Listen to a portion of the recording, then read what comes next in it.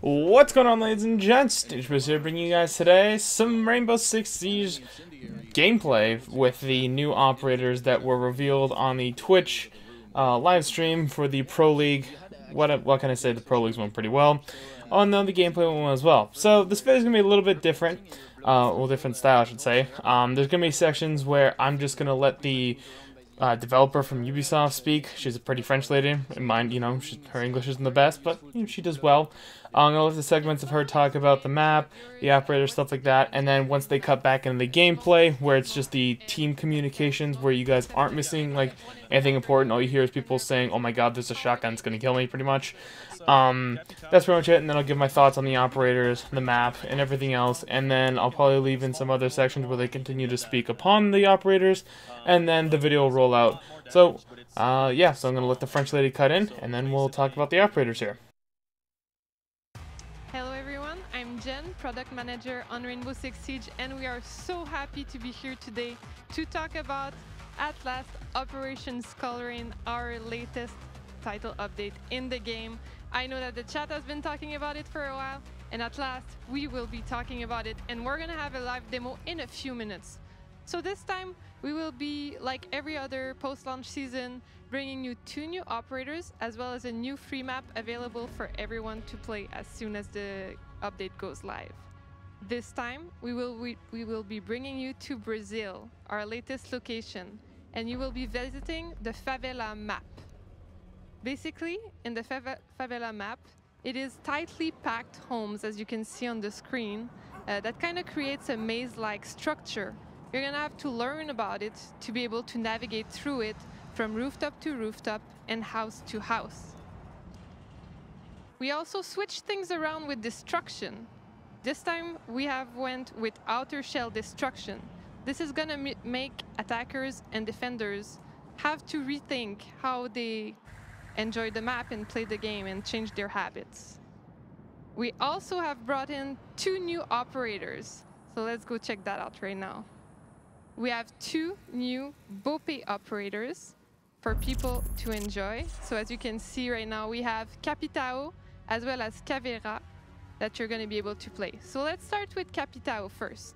He's our attacker, and what he does is that he negates positional advantage of the opposing team. In order to do so, he comes equipped with a crossbow. He has 2 bolts in it, the first one being the asphyxiating bolt, which basically does damage over time in an area, so that it's going to force his opponent to move away. And the second one is micro smoke grenades, basically like regular grenades, but much more precise and faster to deploy. On the other side, we have our defender, Caveira. So let's check her out. She's more like a roamer huntress, and what she can do is punish attackers that get isolated. In order to do so, she also has 2 ways of doing it. Her main ability, the one she uses most often, is Silent Step. With it, she's gonna be much more quiet than any other operator on the field when she moves. This is gonna allow her to reposition herself and surprise enemies.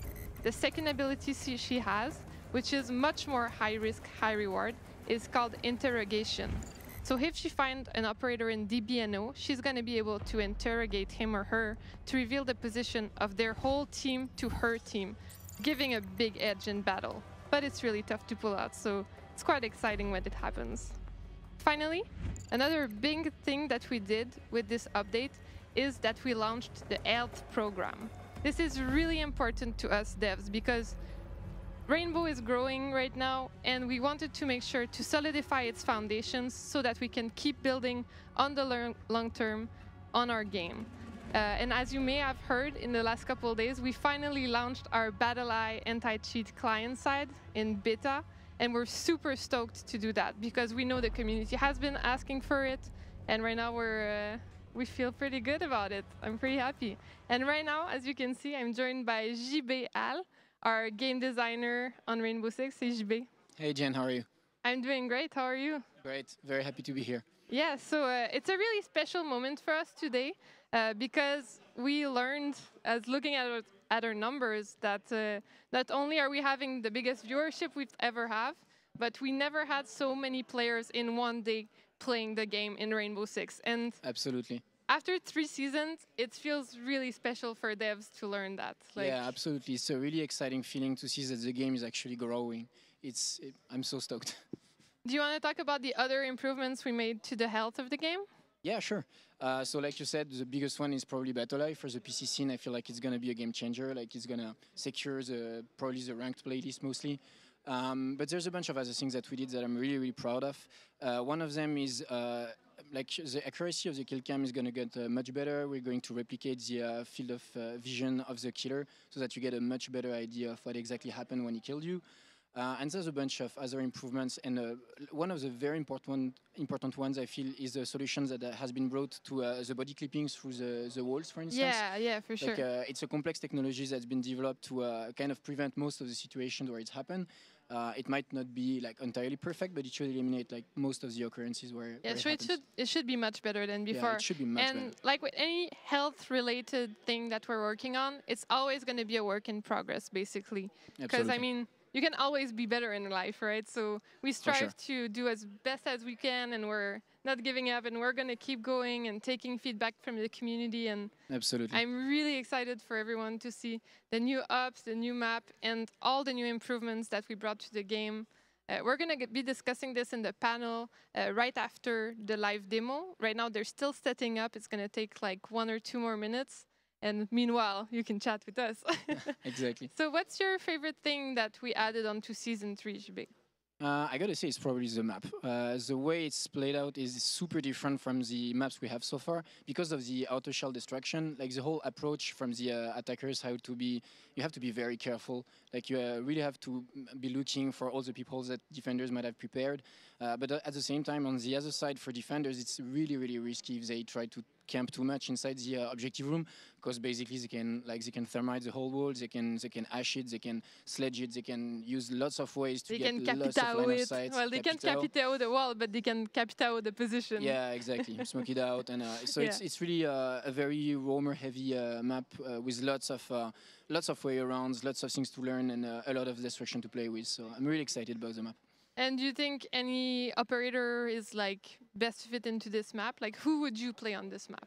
I actually feel like the 2 new operators are very efficient on this map. CAPITAO is going to be pretty useful to deny areas, and because this area is really like a maze, blocking line of sight from defenders that are trying to roam and flank you from the other rooftop, for instance, is going to be super useful.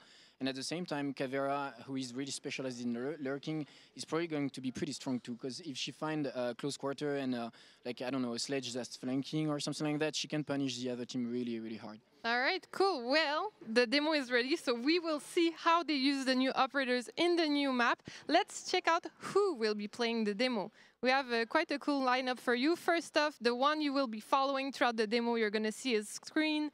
Here is team. It's Serenity17, our returning player guest.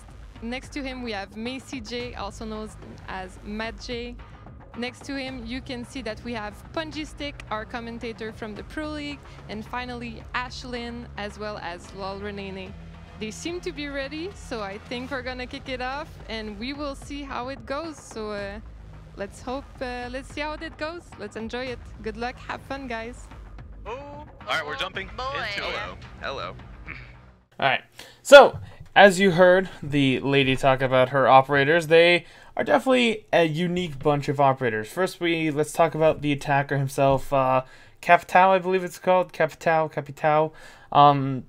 Excuse my pronunciation, kill me. It's all good. I understand. I'm terrible at pronouncing names. So his ability is he has a crossbow that creates almost an incendiary effect, and or burning oxygen, as people described it. Or he has a micro smoke grenade. He gets 2 arrows of each, which is pretty damn awesome. And I really like his ability. It adds to it's definitely something unique. Smoke grenades have always been a very hit and miss in Rainbow Six Siege. Apparently there's a glitch where smoke doesn't actually have the same animation for everyone, so I don't know if they fixed that with this patch or whatnot. But anyways, his burning effect is quite is nice. It's not exactly like smoke grenade. It's more in a compact area, but it deals a shit ton of damage, which is really nice. He's really good for blocking off areas, so he's going to be very useful for bomb. Now, some things to note about him: he is a 1 1 armor operator. That means he's 3 speed, and I believe so is the defender Caviar. I believe Caviar. I believe her name is pronounced. I'm pronouncing it. Anyways, we'll get to her in a minute. So he's a one speed operator, which is really awesome. That's definitely gonna add that. I think that'll be our 3rd attacker that is 1 speed, which is really good. I think. Well, if you don't count the recruit, then yeah, it's Ash and IQ. And if I'm missing anyone else, I'm sorry. So that'll be interesting. His guns seem to do a lot of damage. He's also a 1 speed operator that has frag grenades, and he also has an LMG on top of a very powerful assault rifle. Now, from what I saw, his assault rifle reload animation was a little bit lengthy, and the saw is an LMG, so that's obviously going to be a lengthy reload.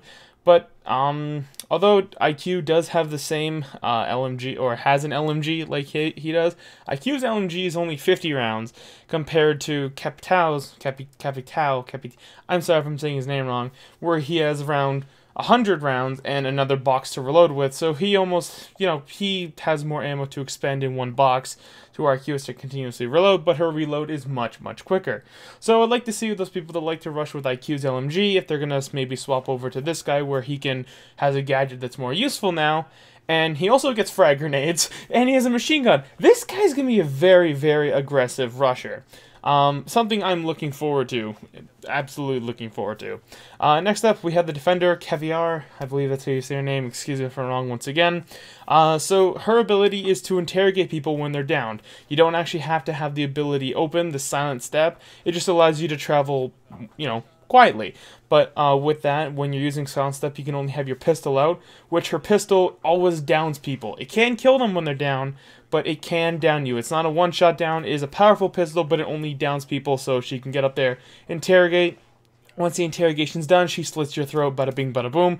You now have intel. As you guys will see from the gameplay that I'm patching in here, I'm kind of cutting in between the Twitch live stream because the gameplay actually wasn't that hot. No offense to any of the game people that were playing. The people that were playing the DLC operators kept dying.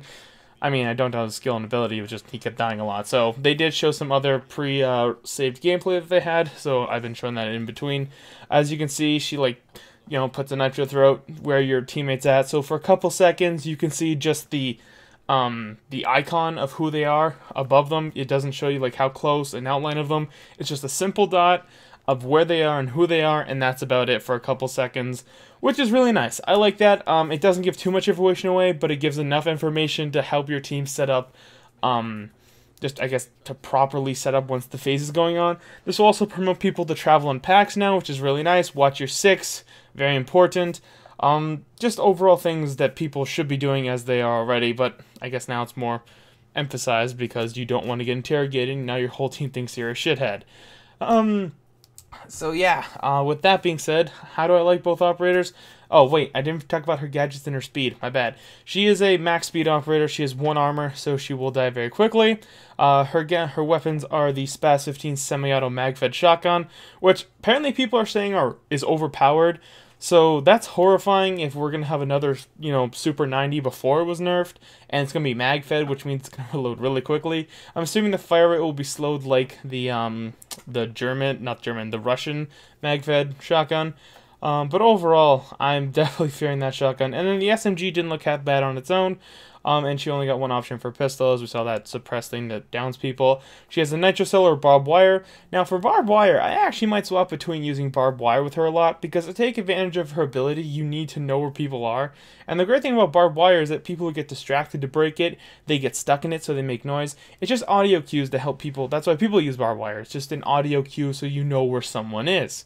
Now, on top of that, if you know where that is, you can run up behind someone, down them while they're trying to break the barbed wire, then interrogate them, get that info, and then you can proceed to murder everyone else. I really like it. Barbed wire is definitely a good gadget for her, and a nitro cell is a nitro cell.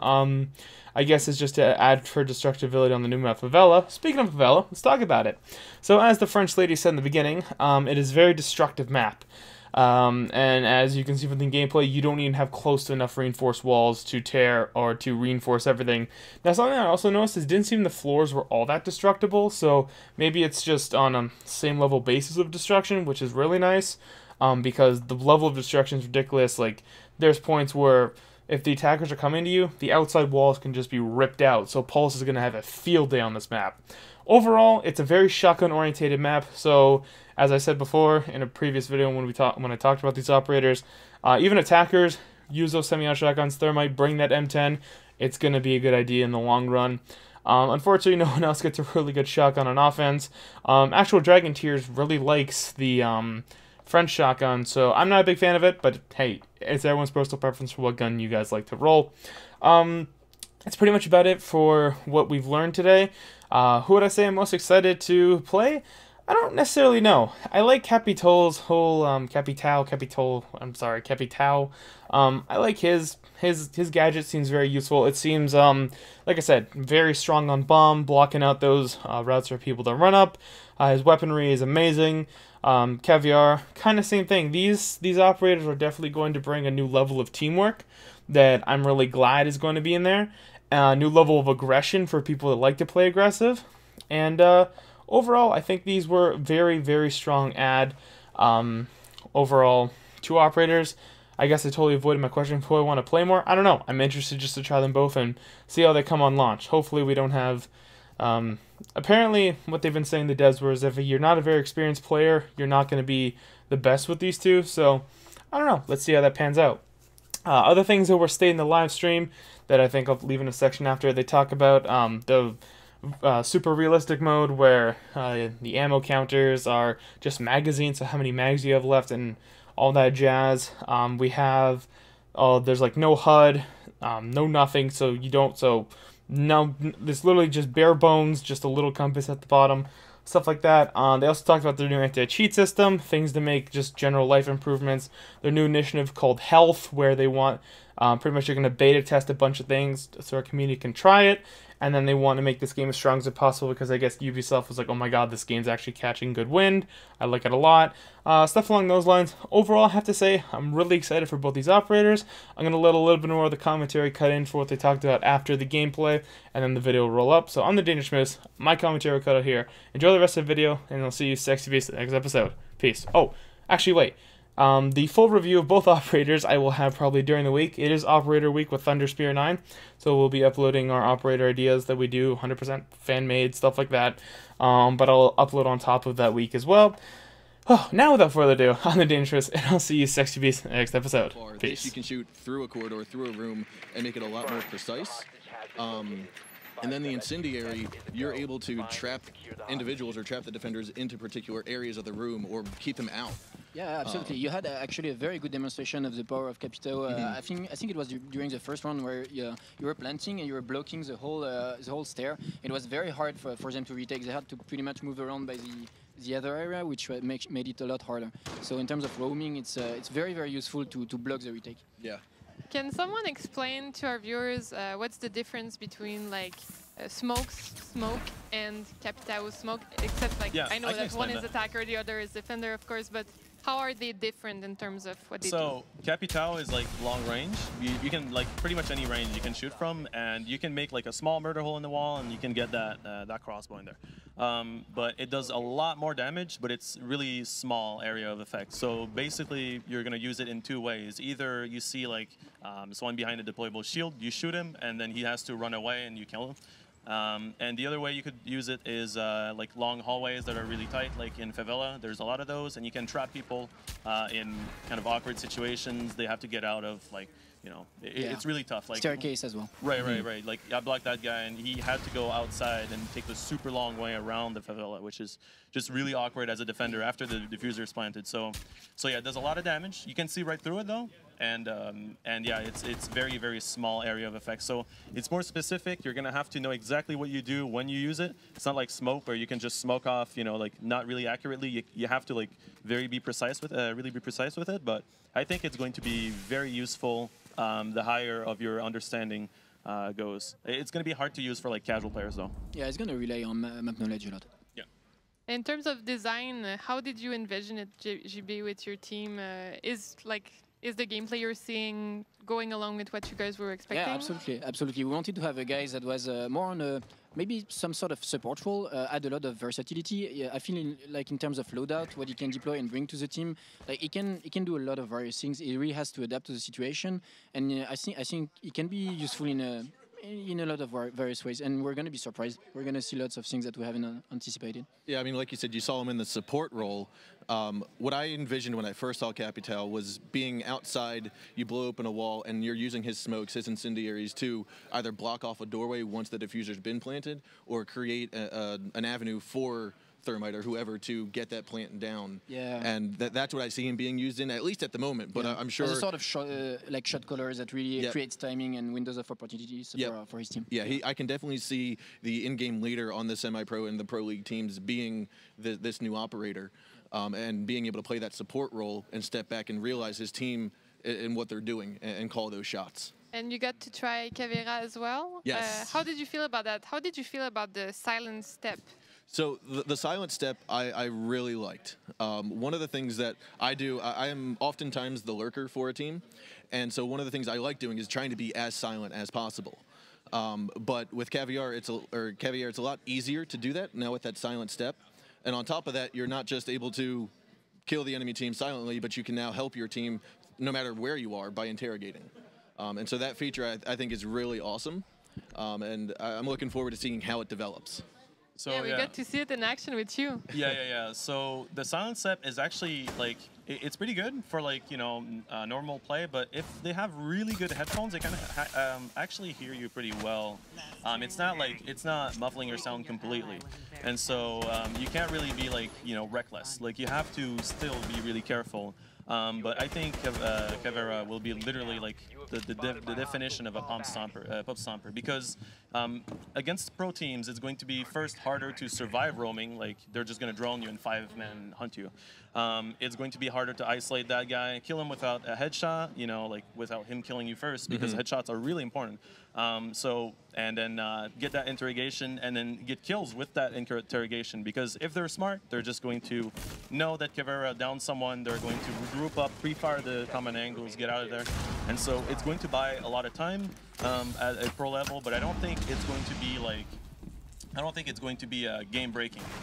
But in casual, like if you have a player that's really good and he plays Caveira and he can, roam pretty well, yeah, it's definitely going to be like crazy, and I can't wait to play Caveira like in ranked. Yeah, she's going to punish isolated attackers pretty hard. They're definitely going to be an operator that causes a lot of havoc on a team. But I know just from talking with people and hearing about the DLC coming out that people, I don't want people to get the wrong idea that it's going to be so overpowered. I mean, as we saw in the demonstration, it's not an outline of the player. It's just an icon above their head that flashes where they are. So I feel like the developers, including yourself, have really taken the time to understand what makes an operator overpowered and tried to evade that and not head that direction and try to make it as balanced as possible. Right. And of try course, our best, but sorry, but just wanted to say that in terms of tweaking, obviously we do a lot of play sessions internally, so we try to tweak things as best we can before releasing. Of course, we can be wrong, and typically like the timing of the interrogation itself or how long it reveals people, that kind of thing we can absolutely tweak. So if we see like with our gameplay stats that it's really overpowered, we'll tweak it. Yeah. And this time around, we really tried to like step up our pre-game. Basically, we took some opportunities to invite pro gamers to the studio in advance, people that were around the Montreal studio, so they gave us first feedback. Yeah. Then we even did a test with the pro gamers in our private secret subreddit with the pro gamers, so they got to give more feedback to us, and you were in it, and it's really useful to us. How did you feel it impacted you in your job? It's incredible because our timelines are pretty short. Like we have to produce content really fast to deliver every time on time for the new seasons, which is both exciting and frightening. And getting the opinion of people like you guys before we can release the content and from the subreddit, the pro subreddit, like you said, it's invaluable for us. It's like getting playtests from experts, and it doesn't necessarily mean that what we're going to release is going to be perfect, but it's going to be much better than if we didn't take the time to do that. And I really like doing it, and I love the game, and if I can help you guys, then then yeah, sure, I'll do it. Like, I really wanted the game to do well, and like, I'm really, really happy as of right now. Like, you know, the two operators, I think they're fine. Like I said, Caviar might be a little too strong if it's like a top player playing against casuals, but like that's true for every operator. So yeah. Yeah, we'll make sure to look at the stats and see how the community feels about it, and I'm confident we'll find the right balance. Yeah. Yeah, and I see the operators, both of them, being very similar to Frost and Buck in the sense that they're going to be played all the time for the first few weeks, but then people are going to realize that they're situational, just like almost every other operator is, and so they're not going to be, at least for the start, they're not going to be a must pick. Or towards the Pro League, you'll get to see them being used, but they're going to be situational per map. And that's what I think is going to be a good operator, not one that's as a must pick.